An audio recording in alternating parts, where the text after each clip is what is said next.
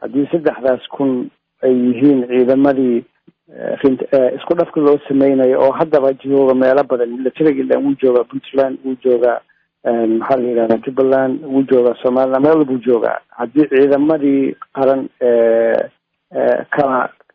kala fakaday qabiilka kala qaaday maamul goboleedyada ka shaqeeya ay yihiin wax la isku dhafayo waa ciidamo qaran oo markaas la rabo inay qayb ka noqdaan isku dhafkii guud inay noqdaan waa ciidamo qaran waa wax qalada maaha laakiin ciidan military ah oo maamul goboleed uu yeelan karaa ma jiro dastuurka ayayna kasoo horjeedaa arrinkaas. waxaa kaleeto documentiga ka hadlaysana waan arkay waxaa kaloo iyadana qalada u baahan dawladda inay yani taxadar zaa'ida ka samayso weliba markay aadayaan shirkan la iclaamiye ee ka dhacayo London.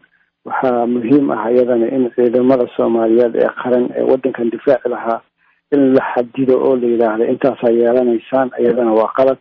waxay meel ku dhac ku tahay madax banaanida wadanka Soomaaliyeed. waxay meel ku dhac ku tahay dastuurka wadanka u degsan.